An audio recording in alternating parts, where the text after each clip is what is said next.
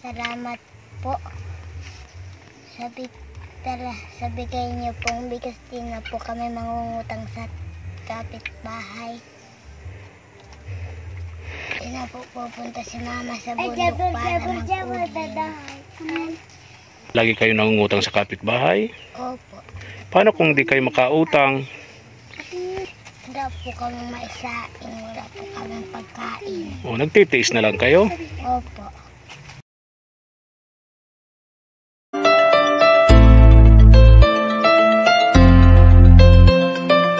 Itong mag-iinang ito, kanilang kalagayan ngayon. Kalabas na yung bata sa ospital, pero syempre laki ng gastos. Walang gamot sa loob, obligado bibili ka sa labas. Hello, good afternoon. Oy, kumusta kayo? Ha? Labas ko. Oh. Galing na, magaling na yung anak mo. Oh. Anong meron dito? Dito kayo nahiga? Bawal mo lamigyan ng bata pa. Naku, lupa yan. Opo, bawal po mo lamigyan ng bata. Napakalamig yan sa likod ng bata. Lupa yan, ha? Huwag mong masyadong ibabad ang mga anak mo dyan sa higaan na ganyan, ha? Kasi lupa yan. Ate Shirley. Diba? Opo. Tulog yung may sakit. Opo. Kumusta? Okay na? Okay man na po. Okay na. Di na sinusumpong na mga lagnat-lagnat niya? Opo. Hindi na? Hindi na po. Okay.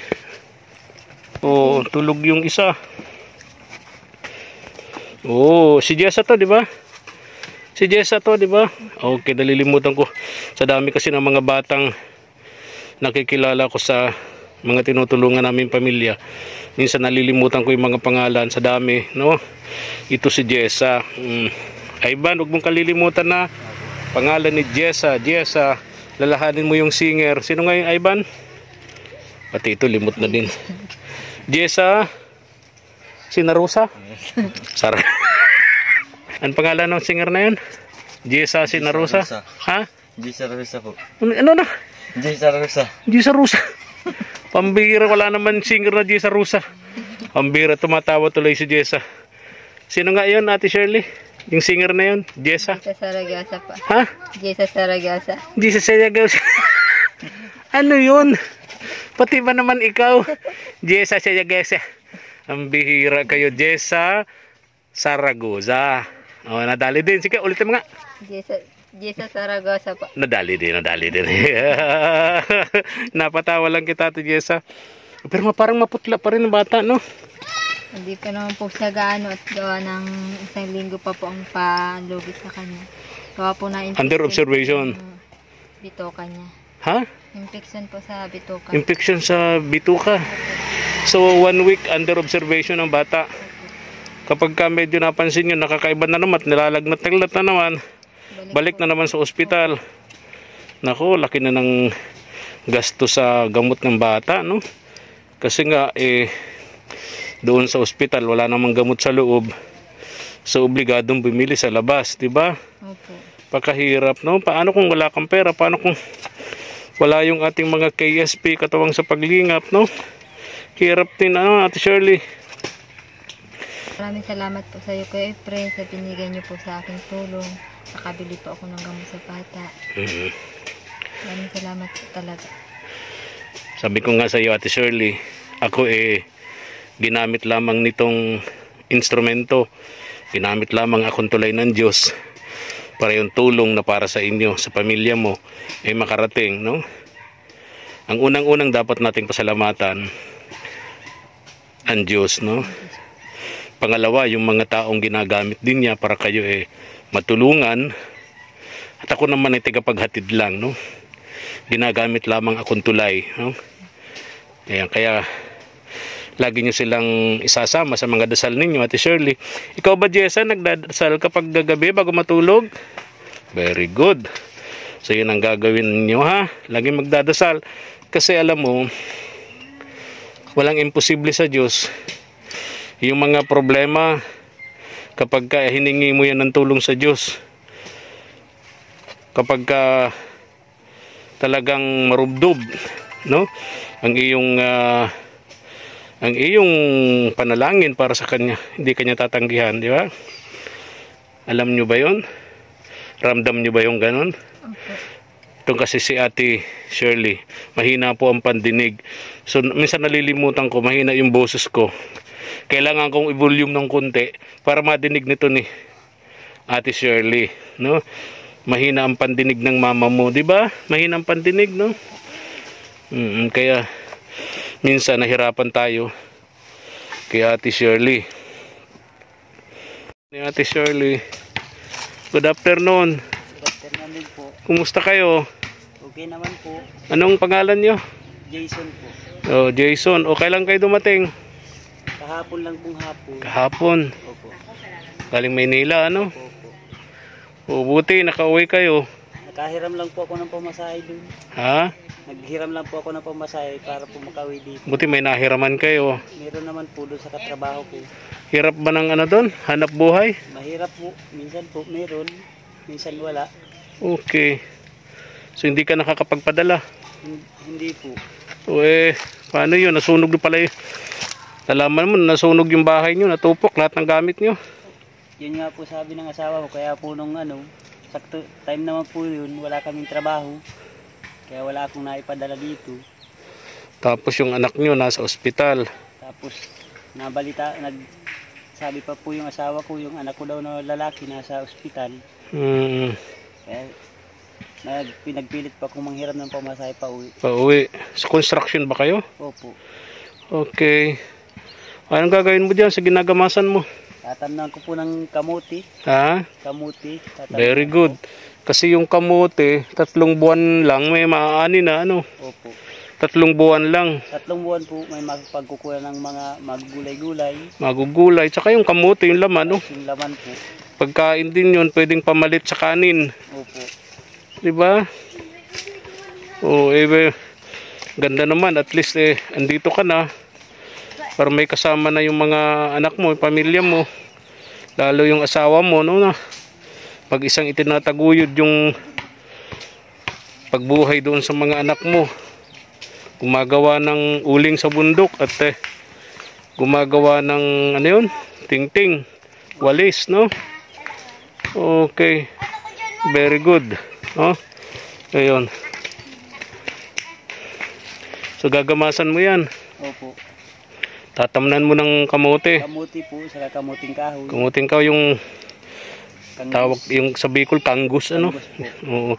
Dalawa ho kasi ang ibig sa kamote, yung gumagapang, yung isang kamote rin sa Tagalog, yung kamuting kahoy kung tawagin.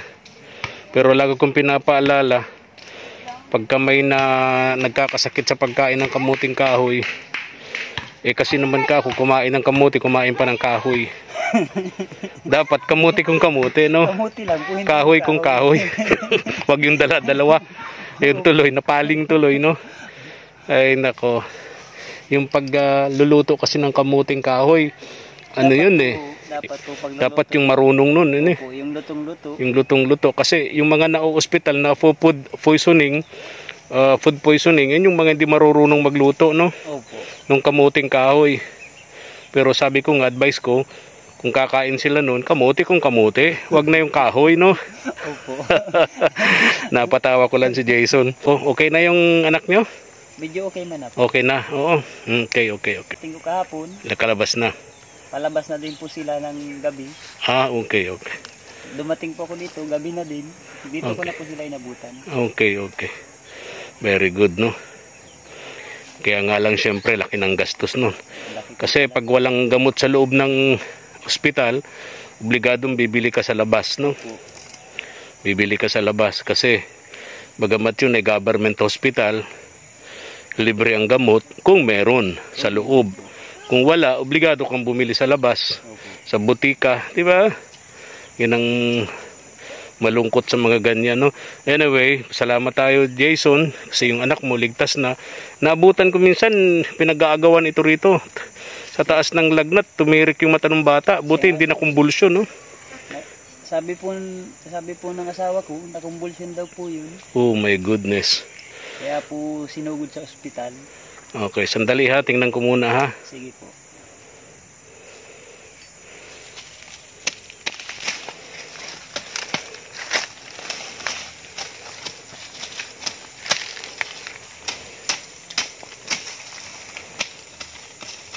Jason ang pangalan ng asawa mo? Opo. Kasal ba kayo? Opo. Kasal kayo sa pare, sa simbahan? Simbahan po. Oh, okay. Okay, yung mga anak mo, binyag na yan? Opo. Ha? Lahat? Ay, ito po. Saka yun, hindi pa po. Ito lang po. Panganay lang ang binyag. Opo. Ito, may sakit, saka yung isa, hindi pa. Hindi pa po. Okay, pero kasal kayo. Kasi po. Okay, very good. Anong plano nyo? At nandiyan na yung asawa mo.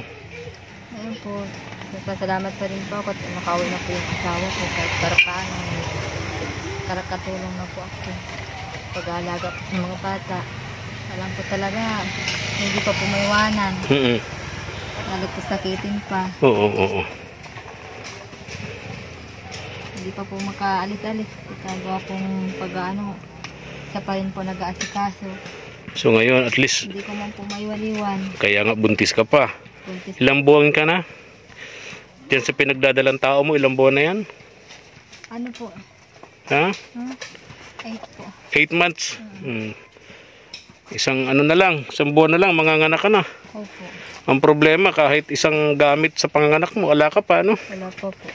Nako. Yun ang problema natin, Ate Shirley. Kung hindi nasunog yung bahay nyo, meron ka na sanang nabili. Opo, kumpleto na po sana ako. Kumpleto ka na sana, ano? Bahay namin. Kasi pinag-ipunan namin po yung lahat. Oo. Nandun po yung lahat, pati yung alcohol. Oo. Talagang pinagbilihan na po namin yung So, kung hindi nasunog yung bahay nyo, wala na sanang problema, ano? Kumpleto na ng gamit sa panganganak mo. pag-aaral na. Pati yung pag-eskwela nito. Ang problema ko na lang po sa kanya, yung damit sa pag-aaral. Yung uniform. Uniform po. Pero yung bag nito, tsaka yung mga gamit, kumpleto na, di ba? Ang kailangan na lang uniforme nito ni Jessa. Opo. At least dalawa palitan, no? Anong kulay, Jessa, ng t-shirt? Pang itaas? Anong uniform ba? Puti po. Puting t-shirt. Opo. Saka kulay blue po. Kulay blue na palda. Blue. Ibaba. Opo. Palda, di ba? Kulay blue. Usually, nang nakikita ko sa mga public schools, no? Opo. Kulay blue na palda, then white t-shirts, no? Okay, paano, ha? Babalik ako bukas. Dalhin ko yung bigas nyo, ha? Dala ko ng bigas nyo rito. Salamat po. Ha? Maraming Di ko lang- salamat po, Kuya Efren. Di ko lang kasi mabdala ngayon kasi sakit ng paa ko. Inabot na naman ako ng arthritis. Tagpilit lang akong mapasyalan kayo rito. Makumusta, makita ang inyong kalagayan. Medyo kung magdadala ako ng bigas, mahirapan ako. Kasi nga sakit nitong aking arthritis, no. Sana bukas kayanin ko, ano, para madala ko dito yung bigas ninyo. Maraming salamat po, Kuya Efren, sa iyo, sa mga tumutulong po sa amin. Maraming salamat po. Ospital, nakiusap ako na kung pwede pumasok at may video ko sana itong mag-iina. Sabi sa akin ng guard, bawal pala doon, no? Bawal mag video. So hindi ko na video itong mag-iina doon sa loob ng ospital. And si Ate Shirley, naabangan ko na lang to sa labas, no? Doon naman sa loob, hindi mo naman makontak itong si Ate Shirley, mahina ang signal. So swertehan kung lalabas ito. Maghintay ako ng 2-3 oras. Kung lumabas, bibili siya ng gamot sa labas. Kung hindi, wala, no? Wala kaming kontak kasi ang cellphone niya, ang signal sa loob ng ospital that time, mahina. Walang signal. Useless ang cellphone sa loob. So at least okay na. Okay na, di ba? Obserbahan natin 1 week, no? Sana gumaling na, no? Sana gumaling na, Ate Shirley, kasi paghahandaan pa natin yung pangangailangan mo sa panganganak mo. Then yung sana ma-repair natin tong bahay ninyong ito, no? Ito kasi abandonadong tindahan. Actually, hindi naman abandonado. Lumang tindahan ito na dito sila pinatira nung naawang kapitbahay, kabarangay nila dito. Sana i-repair natin to. Bawal lang po talaga sa kanyang ibang pagkain talaga. Binibili pa namin gatas. yung reseta sa amin. Kung di ka nga po nagbili, hindi namin nagbigay, hindi Oo. ka namin mabibili. Ganyan po. Oh. Ganyan. O hindi po. Anong gatas ba yan? Buti lang po, binigyan mo po ako. Kung hindi ko po ito mabibili gatas. Anong gatas? Ayan, ayan daw ang kailangan ng baby mo. Po. Hindi po siya bawal po siya ng ibang bagay. Ibang gatas? Oo, medyo mahal-mahal nga yan, ano? Mahal po. Yung pong pinaka sa talaga sa kanya yung reseta, kulang-kulang pong 1,200. kayang bilhin, kaya ito lang muna pong Oo. namin. Mahirap nga, ano, Ate Shirley? Hi, good morning. Isang napakainit na tanghali po mga ka-KSP katuwang sa paglingap. Tulad po ng pangako ko kahapon kina Ate Shirley dun sa mag-iina, babalikan ko sila ngayong tanghali. Dala ko po yung 25 kilos of rice na ipinangako ko sa kanila. Kahapon no kasi nanggaling na ako rito, tinignan ko yung kalagayan ng bata kung kumusta na po after nung makalabas po sa ospital. Okay naman na po. Sabi po ni Ate Shirley kahapon sa pag-usap namin, binigyan po sila ng 7 days under observation yung bata. 1 linggo under observation yung bata, no? So, eto na po, bumalik ako. Dala ko po yung 25 kilos of rice para sa kanila. Shoutout nga pala kay Ma'am Fegayas, Brazil of Canada. Napakamahal na po ng bigas ngayon. Dati nakakabili pa ako ng halos 1,000 pesos lang yung isang 25 kilos. Pero ngayon, nagulat ako. Kahapon nakabili ako mahigit 1,300. Ngayon ay 1,325 sa presyong 53 pesos, pinakamura doon sa binibilang kong bigas. Kaya napakamahal na po ng bigas ngayon, no? Kailan kayo darating yung 20 pesos kada kilo? Siguro parating na, hintay-hintay natin. Anyway, tara, punta natin itong mag-iina din na Ate Shirley. Dala natin dito itong bigas para sa kanila.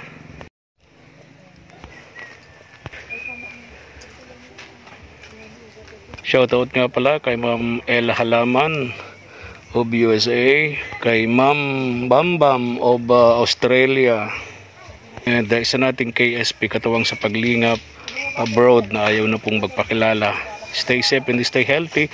Ganun din po sa ating ninang ng bayan kay Ma'am Afe of Canada, no, na nagpadala po sa kanila ngayon nitong 25 kilos of rice.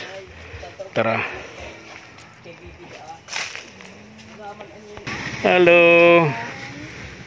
Good afternoon. Gandang tanghali sa inyo. Putla pa rin. Hinihintay pa po magbukas sa center para mahingian po siyang vitamin. Ha? Hinihintay ka pa po magbukas sa center para mahingian vitamin. Okay. Si Jessa. O Jessa, ito yung gusto mo bigas, di ba? Opo. Salamat po. Dinalhan niyo po aming bigas. May pangsaing na po kami. Di na po kami mangungutang. Nangungutang ba kayo ng bigas? Opo. Sa kapitbahay? O Minsan nga po di po kami pinapautang. paano kayo kumakain? Minsan po, hindi na po. Nahanap na lang po si mama ng kamote. Nahanap si mama mong kamote? Yun ang kinakain ninyo? Pag wala kayong bigas? Walang nagpautang? Opo. Kaya po maraming salamat. May pangsaing na po kami. Manganganak ka na rin, Ate Shirley, no? Sige na ka nga po yung sakit. Ha? Sige nga po ang sakit. Sakit-sakit na. Saan yung asawa mo? Ha? Nasa Nyugan po, nagkukuha po para mabinta po. Opo. Para po maibili ng bigas po. Buti na lang po, dala po kayong bigas. Pero paano po, may bigas na po kami, hindi na mangungutang.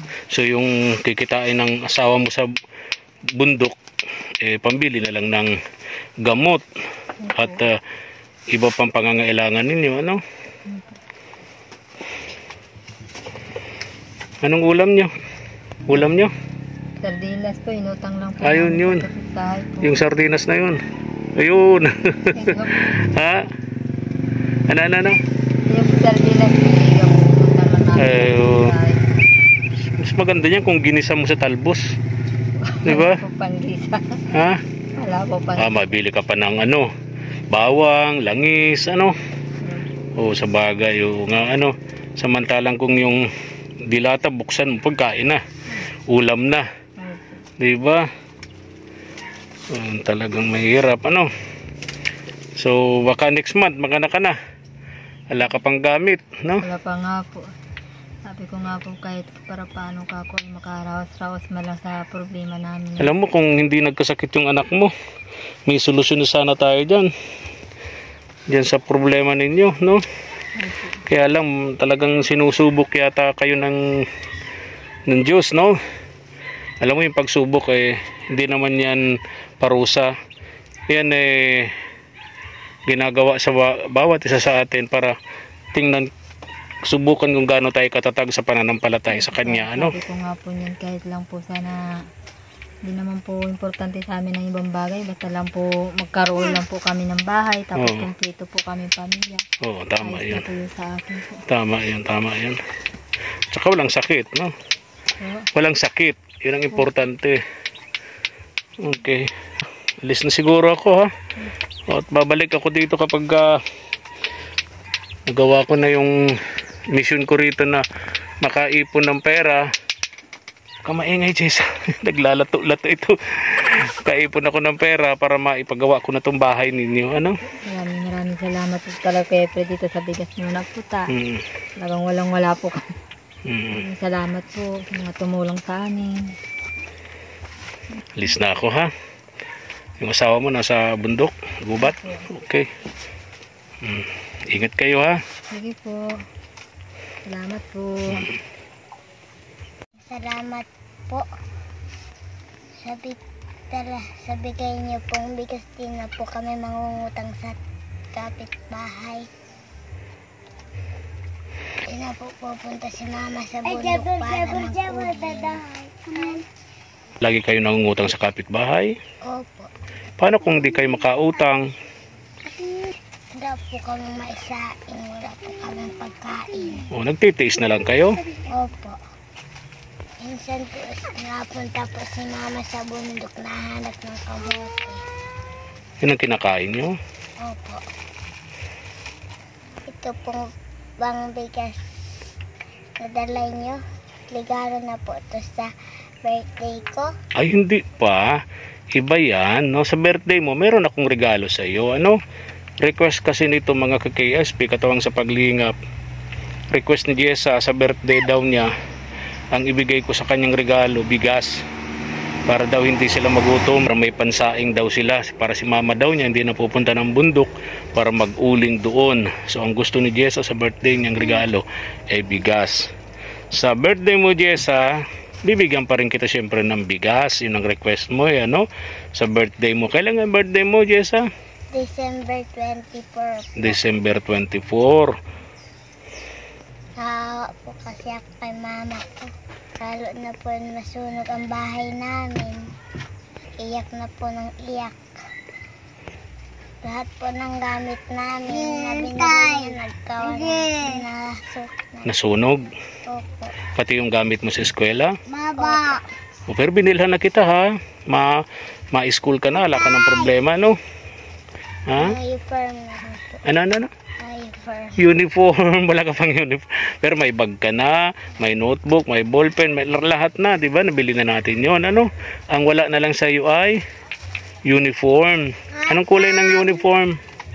Puti po. Puti. T-shirt pang itaas. Tapos pang ibaba, palda. Anong kulay? Blue po. Blue. May sapatos ka? Wala pa po. Kailangan ba nakasapatos doon sa pinapasukan yung school? Talaga, so kulang ka ng sapatos, uniforme, ano pa? Yun lang? Palda pa po. Palda, kulay blue. Anong grade mo na nga, Jessa? Grade 2 po. Grade 2. Sana po wag po kayo magtulong sa amin. Kapag i-grade ko po kayo. Sige na, ha, alis na ako, Jessa. Bye-bye. Bye-bye. Anong pangalan nito? Alison, hello, bye-bye. Alis na ako ha. Okay. Oh, bye-bye. Mahiyain si Bunso. Asan yung isa? Wala po, nagdun po sa Oh, okay. labahan ko nga po.